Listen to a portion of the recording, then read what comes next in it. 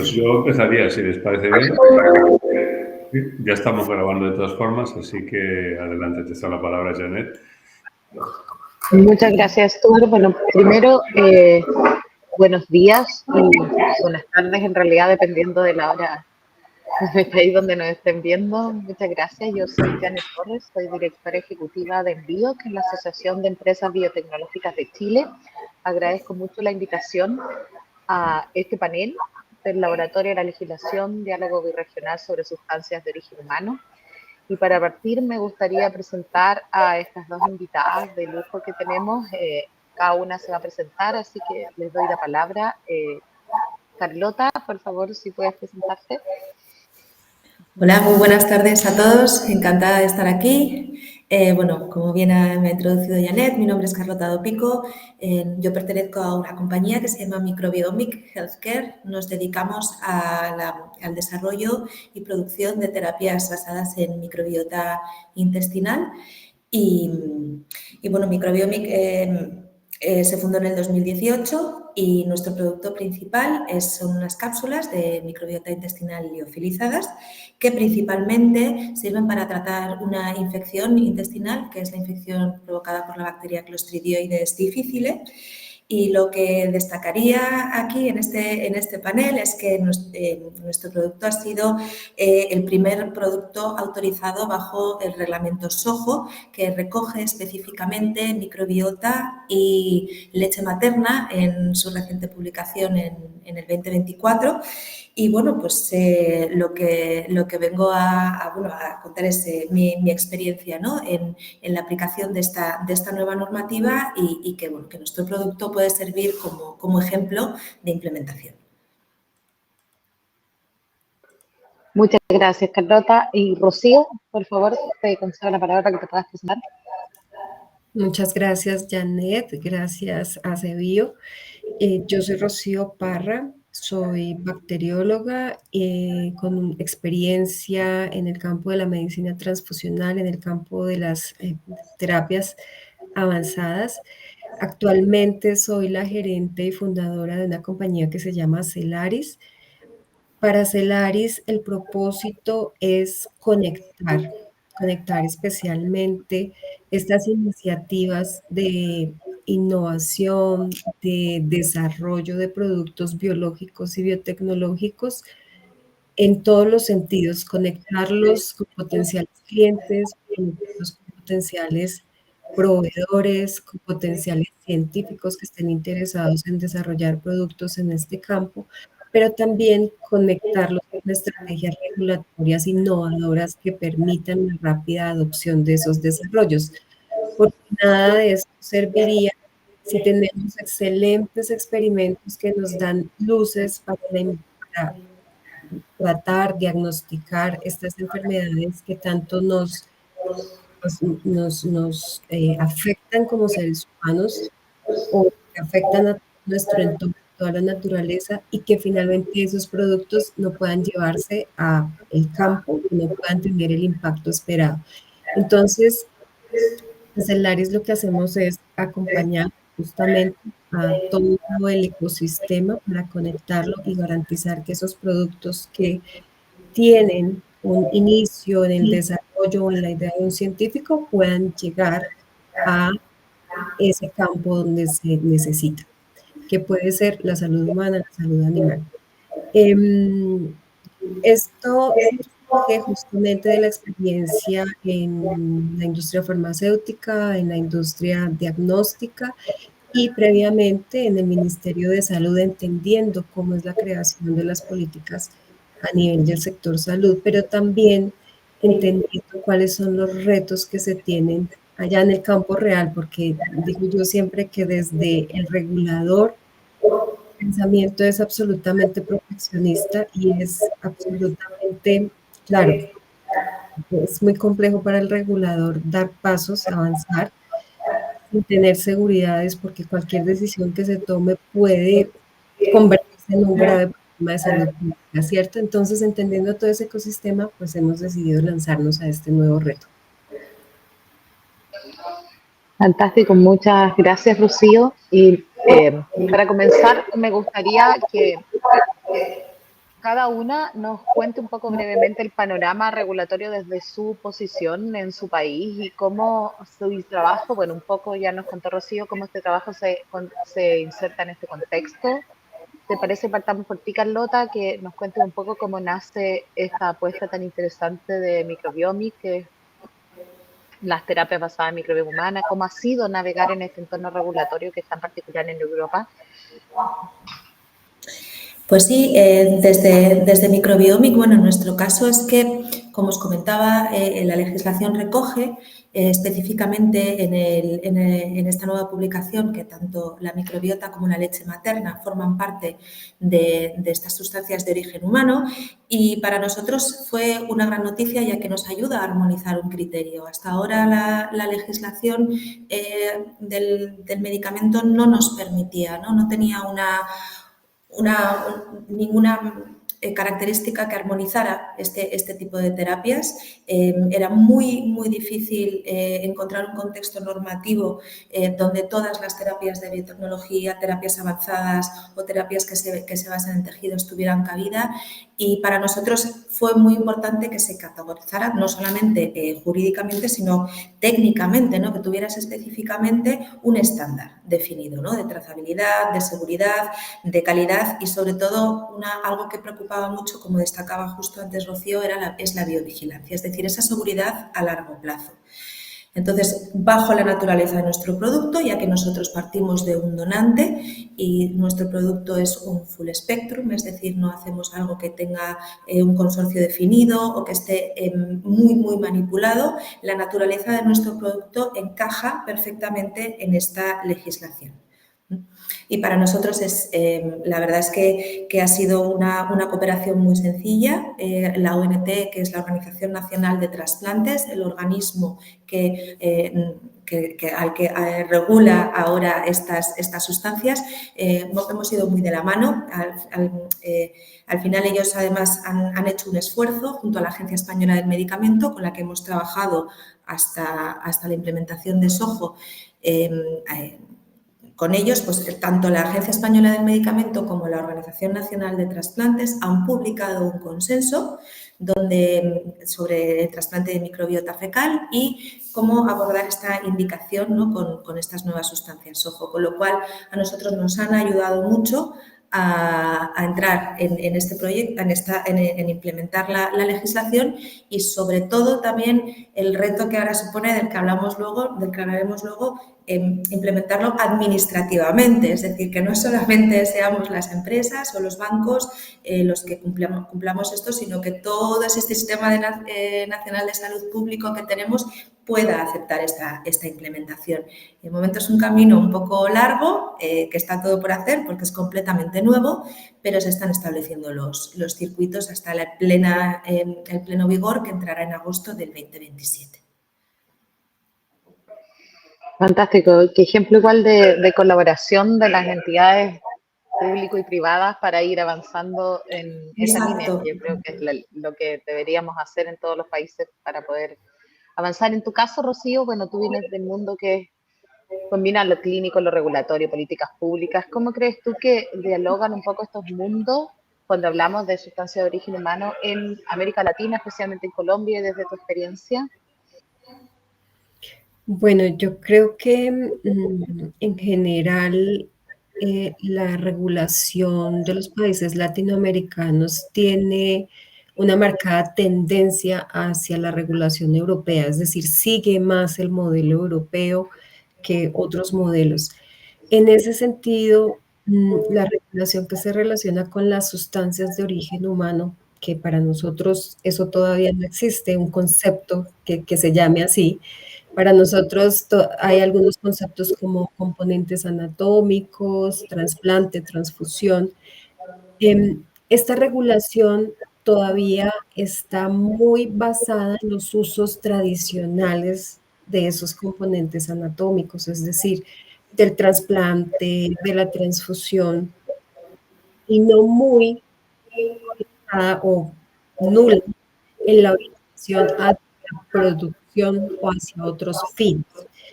Entonces, yo creo que en este momento hay unas iniciativas muy interesantes a nivel latinoamericano de nuevas compañías que están naciendo justamente iniciativas de científicos para producir nuevos productos basados en biotecnología o en sustancias de origen humano que necesariamente hacen que las instituciones tengan que entender que es necesario un diálogo, que es necesario tener ese diálogo, que lo que está sucediendo en otros países en Latinoamérica también es necesario tenerlo.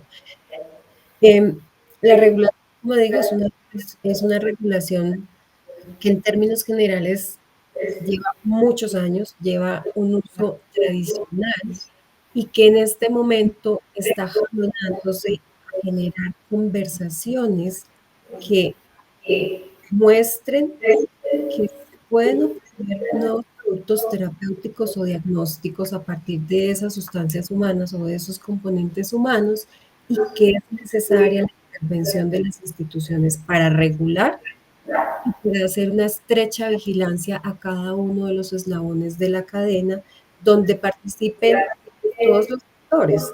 Es necesario. En regulación normalmente hablamos de los diálogos tempranos y los diálogos tempranos no es otra cosa que lo que mencionaba Carlota, es que ante una iniciativa, ese actor normalmente privado, que puede ser la academia o puede ser una empresa, acuda a las instituciones que regulan para decir esto es lo que estoy haciendo, esto es lo que estoy pensando y poder ir avanzando con pasos de pronto un poco más seguros, no necesariamente que estén regulados, pero que vayan teniendo algunos acuerdos.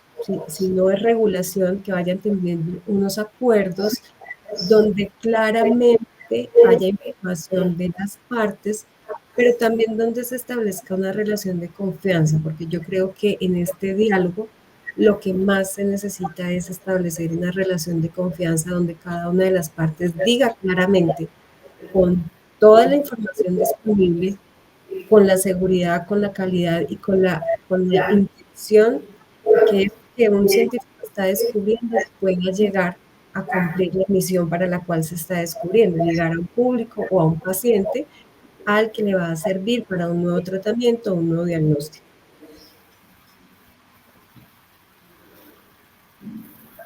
Qué interesante igual. Bueno, te comento que Chile, obviamente como país latinoamericano, también es muy similar a Colombia.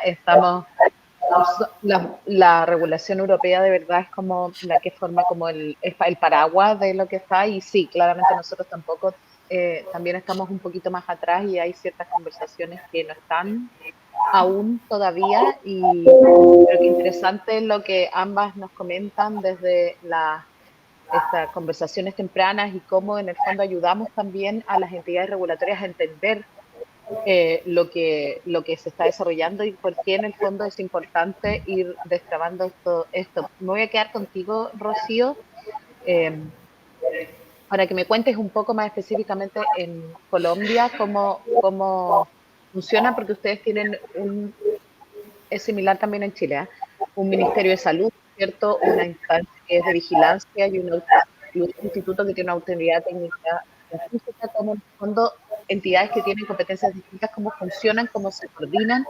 En tu opinión, ¿cómo funciona este ecosistema y cuáles crees que son los principales desafíos de esto? Sí, en efecto, en Colombia nuestro sistema de salud tiene tres instituciones centrales que son las que regulan y vigilan el sistema. Entonces tenemos el Ministerio de Salud, que es el máximo rector, es el que emite todas las normas para el sector salud. Y tenemos dos institutos que son asesores técnicos científicos y de vigilancia. Entonces está el Instituto Nacional de Salud, que es un organismo centralizado, es decir, de nivel nacional, encargado de coordinar el sistema de salud, encargado de la vigilancia epidemiológica, es decir, todas sus acciones están encaminadas a la salud pública. Y tenemos otra institución que es el INVIMA. El INVIMA es la vigilancia. Entonces, más o menos es como que el ministerio dice qué hay que hacer.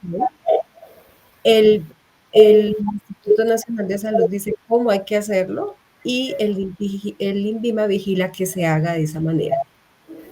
A veces digamos que es interesante porque son tres partes que tienen que coordinarse perfectamente para que el sistema funcione, pero también a veces implica un reto muy importante que es justamente esa coordinación porque en INVIMA, por ejemplo, no sé si esto pasa en otros países, pero en Colombia hay un dicho y es algo así como que el funcionario público solo puede hacer lo que está escrito.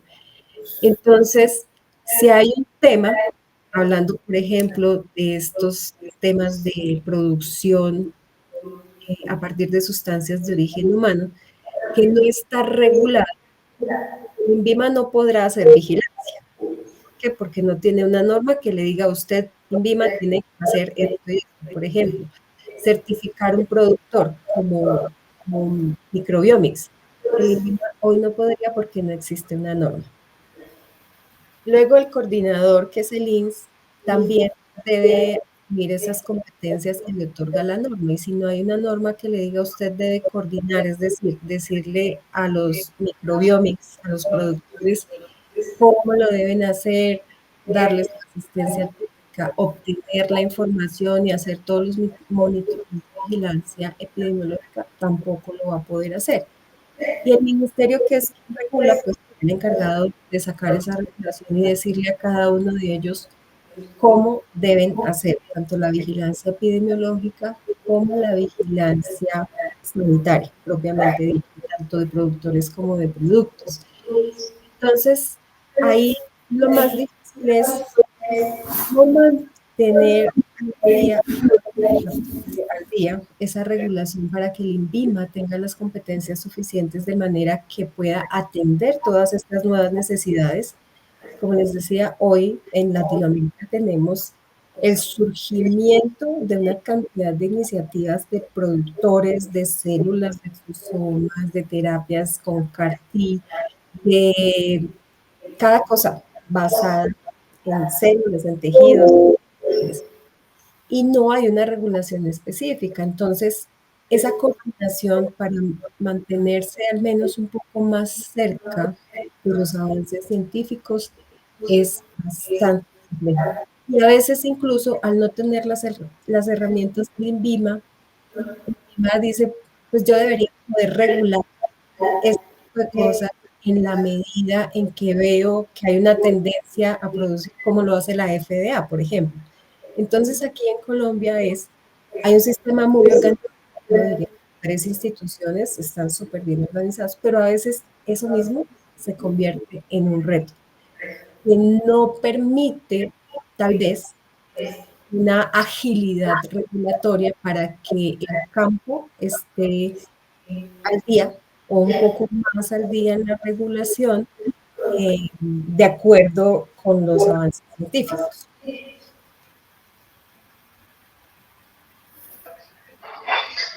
Sí, interesante igual porque me imagino en Chile funciona un poco similar. El ministerio tiene también esta capacidad como de vigilancia y tiene organizaciones o entidades que tienen estas capacidades técnicas, pero que están muy restringidas por lo que ya está.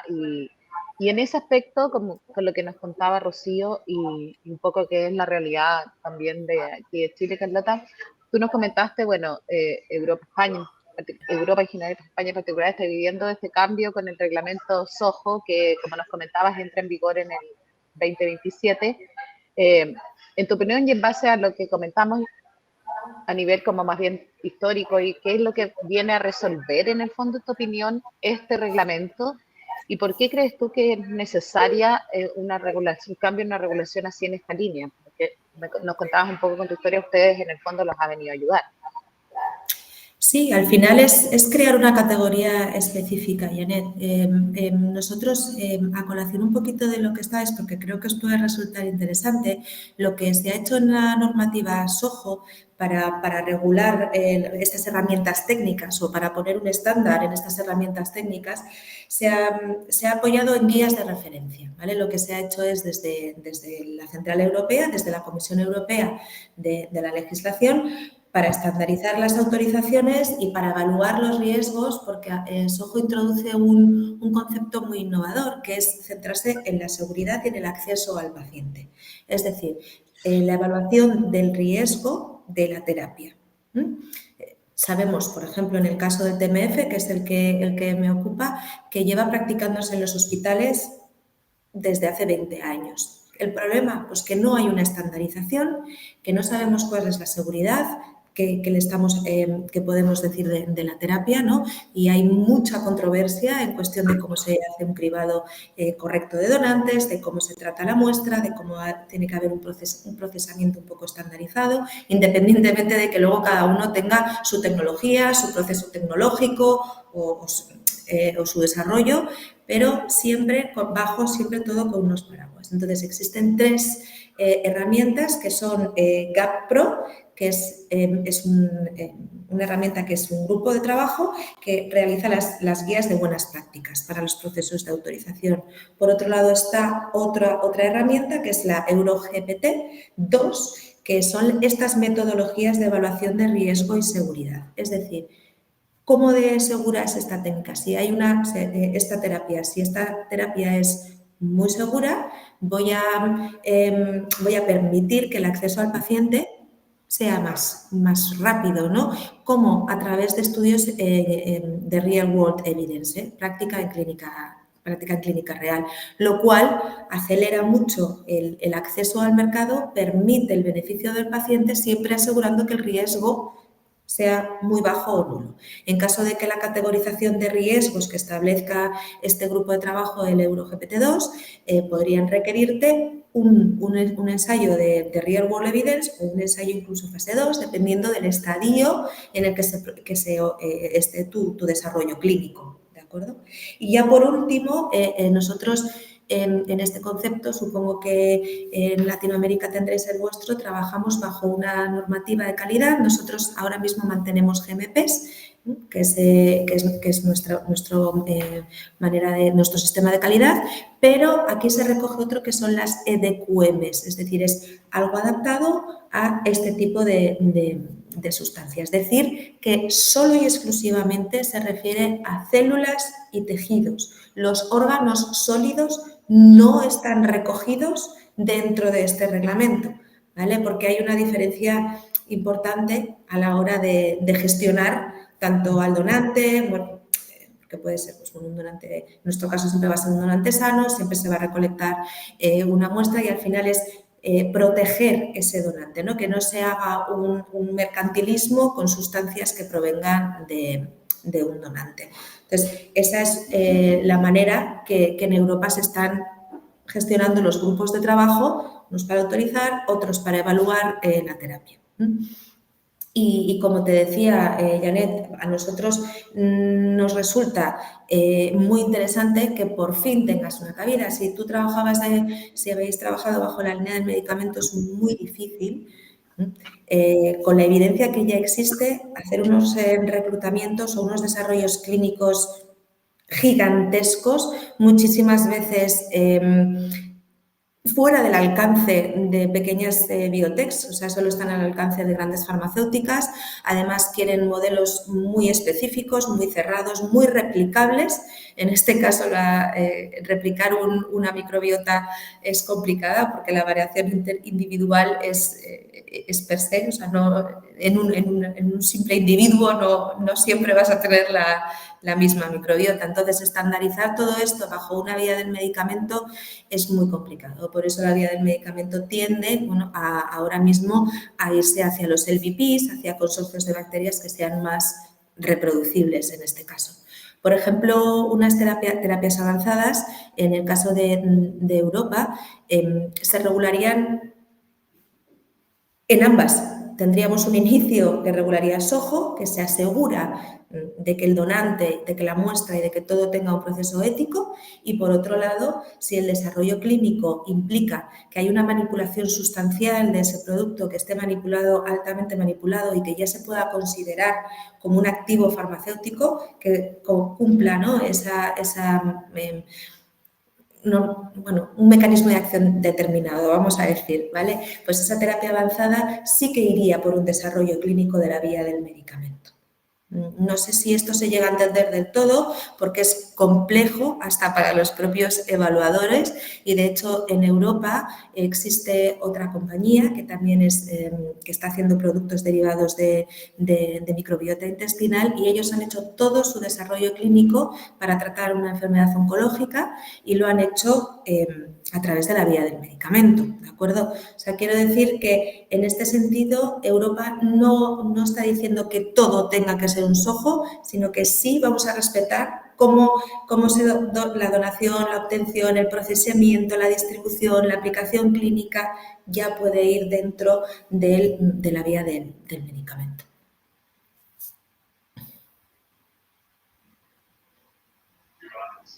Qué interesante, y ahí me gustaría conversar un poco de cómo ven ustedes armonización regulatoria de alguna forma birregional. Como nos comentaba Rocío, bueno, desde Latinoamérica, en general los países miramos con muy buenos ojos siempre la regulación europea y por eso tomamos las líneas que tienen para poder caminar en esas vías. Pero si ustedes pensaran en un modelo que fuera ideal para regular estas terapias, ¿qué elementos creen que debería incluir? En este caso, Carlota, ¿tú sientes que el modelo europeo es más bien exportable? ¿Crees que se ha hecho de la mejor forma? ¿Incluirías algunos cambios? Y ahí, como quieran responderme, lo mismo, Rocío, ¿cómo ves que podría ser una línea que sea más bien el ideal y que pudiéramos aunar criterios para que pudiera ser más fluida la comunicación y la relación entre la producción de este tipo de tecnologías entre ambos continentes? En mi caso, yo creo que SOHO sí que reúne muy buenos requisitos. Como os he dicho al principio, todo esto todavía estamos en una fase de implementación. Entonces, todavía no te puedo responder fielmente a esa pregunta porque nos encontraremos con un montón de retos según vayamos haciéndolo, ¿vale? Uno de los primeros, por ejemplo, que se nos plantea es esta plataforma de biovigilancia, ¿no? Estos lo están desarrollando uno de estos grupos de trabajo, el EuroGTP, y hasta que esto no esté implementado en el Sistema Nacional de Salud, yo no puedo trazar de donante a paciente. Quiero decir, hay retos todavía por implementar, ¿no? Al final sí que da una salida clínica al producto, pero sí que falta mucho proceso administrativo, digamos, ¿no? Propio de este funcionariado que puede tener cada uno de los países y el funcionamiento que tenga, ¿no? También es importante destacar que nosotros desde la Organización Nacional de Transplantes tenemos conexión directa con la Sociedad Iberoamericana de Transplantes. Entonces, creo que eso es un puente muy interesante para abrir al diálogo y para, bueno, pues que vosotros podáis, bueno, entender o exportar este modelo o esta legislación. En Europa, además, luego a la hora de reconocer entre países es un reconocimiento mutuo, rápido, que facilita la expansión a otros territorios, ¿no? Una vez que el producto está autorizado. Entonces, para mí sí que es interesante, pues bueno, ver cómo va escalando, ¿no? Ahora nosotros estamos un poco intentando construir pues eso, ya no los productos, porque eso lo tienen muy bien definido desde la Organización Nacional de Trasplantes, pero sí el circuito administrativo que va a seguir en el sistema sanitario. Sobre todo cuando se trata de una colaboración público-privada, porque normalmente siempre se trabaja de público a público, ¿no? Normalmente los hospitales trabajan con sus propios bancos, en ese sentido me refiero, ¿no? a esa colaboración público-privada entre empresas y hospitales. Y en tu opinión, Rocío, ¿qué piensas que elementos podría incluir? Y pensando en realidad una cooperación birregional, ¿qué mecanismos concretos crees tú que podrían acelerar esta armonización y si la ves realmente viable? Yo creo que sí, que el mismo hecho del reconocimiento mutuo que se hace en Europa, al final nosotros tenemos, la ley SOHO caracteriza muy bien todas, todos los criterios que se armonizan, ¿no? O sea, la calidad está definida con las guías EDMQ, la seguridad está muy bien definida también, con todo lo que están haciendo desde EuroGTP. O sea, quiero decir, todos esos proyectos ya tienen una solidez y, como, vamos, de hecho, creo que es un poco transportar, ¿no? ese modelo y adecuarlo en el caso de América Latina. Y bajo mi punto de vista, lo único que todavía es más difícil es la biovigilancia, ¿no? Que es un concepto diferente porque se sigue tanto al donante como al receptor durante 30 años. Entonces, tener esas plataformas de seguridad a largo plazo, ¿no? Y que esa trazabilidad donante-receptor siempre se mantenga, incluso transfronterizo, me parece uno de los retos que habría que abordar. ¿Y en tu opinión, Rocío? Sí, Janet, gracias. Definitivamente yo creo que sí deberíamos aprovechar esa gran iniciativa que ha tenido Europa, tratando de poner todos los elementos sobre la mesa para evitar eso que está sucediendo en América Latina, porque siento que en América Latina lo que está sucediendo es un desconocimiento, ¿cierto?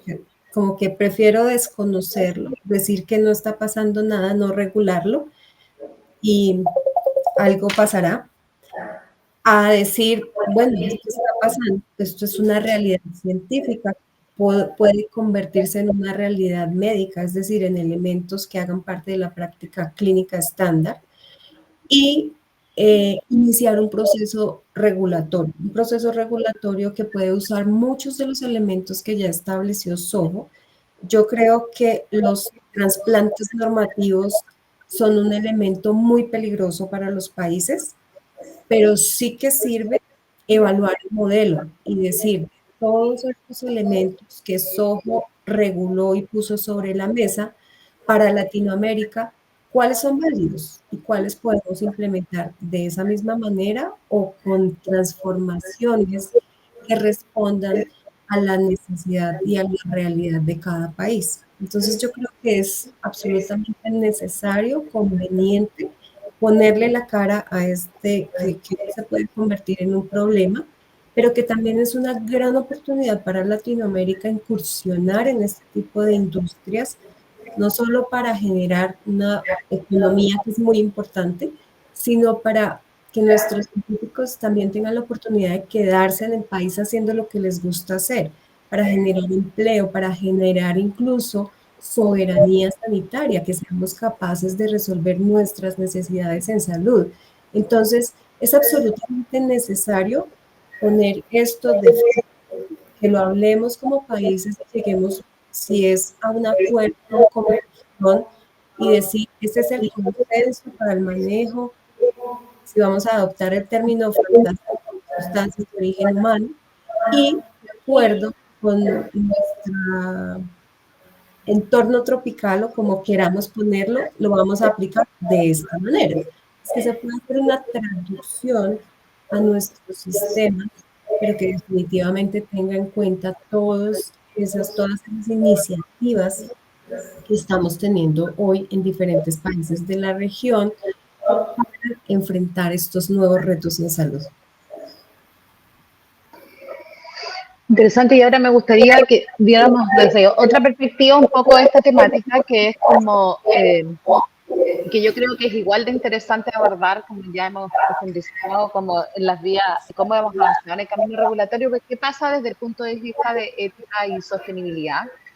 Esto es un punto que en muchos lados es sensible, ya que cuando hablamos de muestras que son de origen humano, en el fondo se dan desde donaciones que en general se asocian más a algo que es altruista, pero cuando hay empresas que tienen un modelo de negocio basado en este tipo de muestras, muchas veces hay una línea que es un poco delgada. No sé qué opinión tienen desde esa temática, en el fondo, dónde y cómo regulamos para trazar esta línea, y cuándo creen ustedes que, o si hay ya definición en las respectivas países de cuándo es legítimo, en el fondo, cobrar por servicio de tecnologías que se deriven de sustancias que son humanas, pero que están transformadas, ¿no? Es algo que va paralelamente con todo este tema cuando vamos avanzando en esa regulación.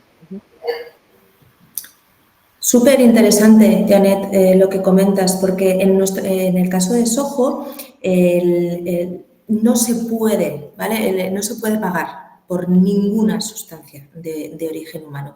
Si bien es cierto que se puede compensar la molestia que se le derive a ese donante, ¿vale? También hay que entender aquí que hay grandes diferencias. No es lo mismo donar sangre, donar heces, que donar un óvulo o donar médula ósea. Quiero decir, aquí es mucho más complicado para el donante, ¿no? Pasar por un proceso de donación de médula ósea o de donación de un óvulo, con lo cual ahí la compensación se ve justificada, ¿no? Pero tú no puedes repercutir nada de ese gasto como entidad privada, no se puede repercutir ese gasto en el precio final del producto. Es decir, no se puede mercadear con esa sustancia de origen humano en ninguno de los casos. Eso es una de los estatutos más importantes, ¿no? Dentro del reglamento, que se preserve, ¿no? El que no se haga un negocio de esa sustancia. Y a mí me parece importante, pero muy retador. Sabemos que en Estados Unidos, las empresas que ya lo hacen, es muy difícil. Aparte, que también protege un poco a la compañía, ¿no? Porque tú tienes un donante que al final es casi una persona fiel, es una persona que es altruista, que está concienciada con una causa, que sabe que está salvando una vida o que sabe que puede ayudar a salvar una vida, y eso sí que es importante, por lo menos nuestra experiencia también con los donantes, ¿no?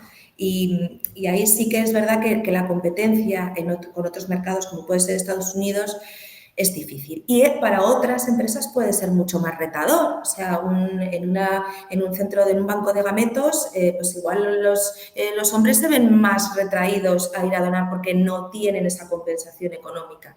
Por eso, lo que ha hecho Europa ha sido ayudar desde, por ejemplo, nosotros, la ONT hace una labor legislativa en regulación, ¿vale? Pero es el gobierno vasco, en nuestro caso, que nosotros estamos situados en el País Vasco, quien nos ayuda a la campaña sanitaria, ¿no? Esos donantes que nosotros vamos a captar nos puede ayudar el propio gobierno. Igual que hay una campaña de captación de sangre, igual que hay una campaña de captación, va a ser el gobierno vasco o el gobierno central, en este caso, el que ayude, ¿no? a que asegurar esa materia prima, que incluso se puede considerar crítica, ¿no? Como la sangre, si se pone en peligro o pone en riesgo ese suministro, la vida humana. Es decir, yo no me puedo quedar sin sangre. Entonces, es esto lo que tiene que promover también desde el gobierno central, ¿no? Que todo esté coordinado. Y si hay una empresa privada que lo está pagando, ¿qué tal? Pues ahí se genera todo ese problema.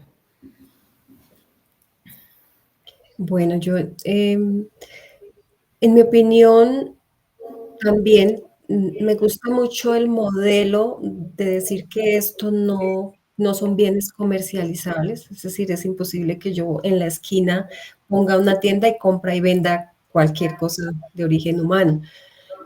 Pero eso tiene, digamos que más allá de la semántica, debe tener unos límites que rayen muy claramente hasta dónde va ese término de comercialización o ese término de compensación.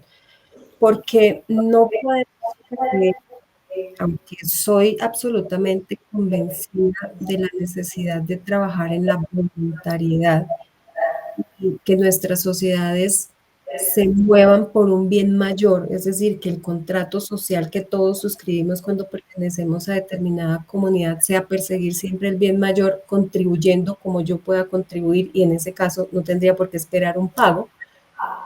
Es necesario entender que detrás de esto sí existe una inversión de dinero que se requiere para que sea posible tener esa tecnología. Porque yo no puedo decir que no se puede obtener un dinero X por entregar las cápsulas de la microbiota o por entregar el medicamento o por entregar el tejido transformado, la terapia. Porque es que detrás de todo eso, para tener ese producto terminado, hay unos profesionales de alta calificación que están esperando un salario. Hay unas instalaciones que deben ser absolutamente seguras, que cuestan un dinero importante para su mantenimiento, para que yo pueda garantizar que esas son limpias, cumplen, etcétera. Entonces, todo este esquema productivo implica una inversión de dineros que suelen ser importantes, no solo para la producción, todo lo que hay antes de la producción, en la parte de desarrollo del producto, son muy importantes.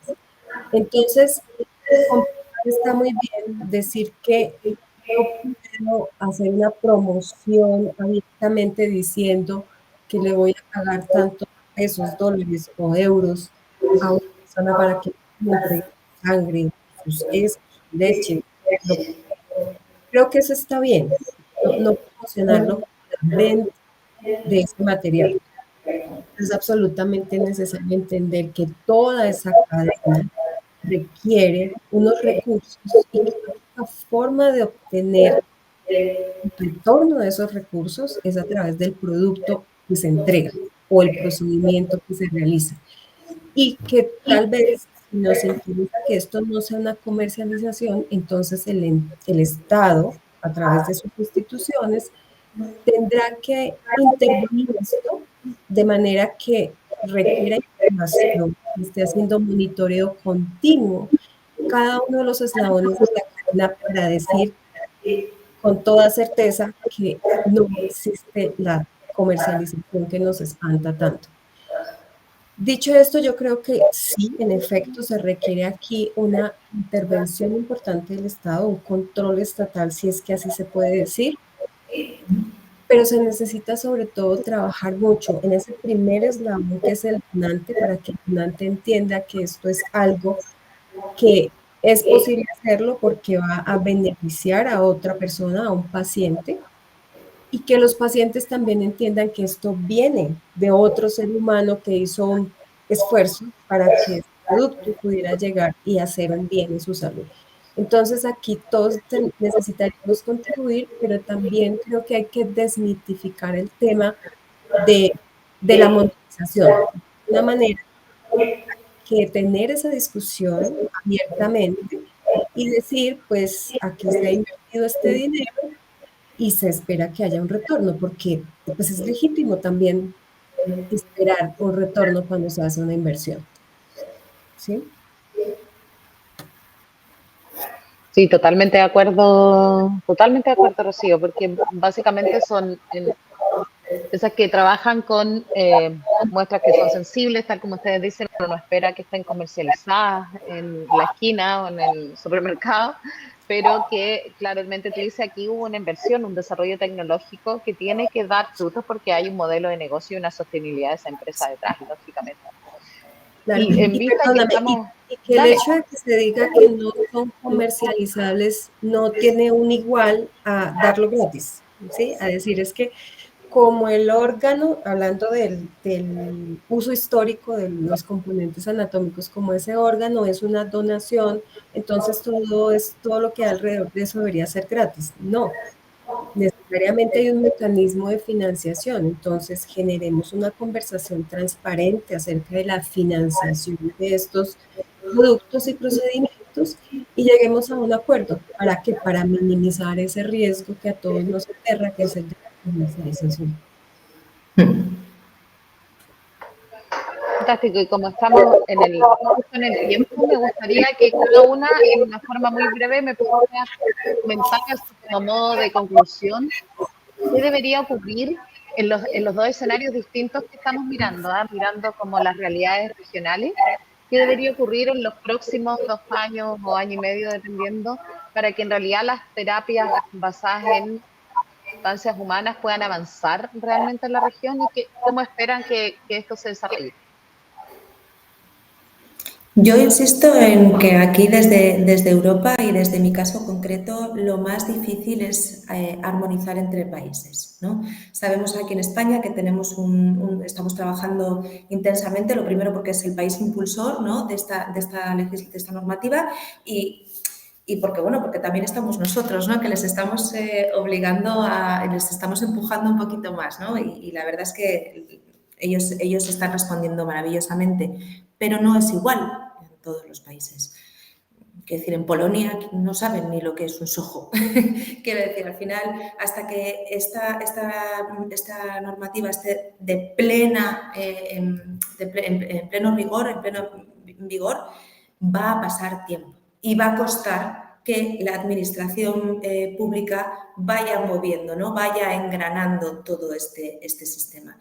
El reconocimiento es rápido y además es que se evita un problema, o sea, se evita un problema de seguridad, de trazabilidad a prácticas no reguladas, ¿no? Que pueden hacerse en algunos hospitales o que no están siguiendo un sistema de calidad concreto y están pasando de un lado a otro. Entonces, al final sí que hay una problemática que esto viene a solucionar, eso está claro, pero todavía no existen las herramientas administrativas, al menos en Europa, para que las cosas vayan fluyendo y se puede instaurar igual en todos los países, sino que requerirá que el propio Estado establezca, ¿no? Esa normativa de biovigilancia, se establezcan esas plataformas, se establezca un canal de entrada y una distribución farmacéutica o una distribución de este tipo de productos. Y eso todavía, pues creo que poco a poco se irá haciendo, pero que es un largo recorrido.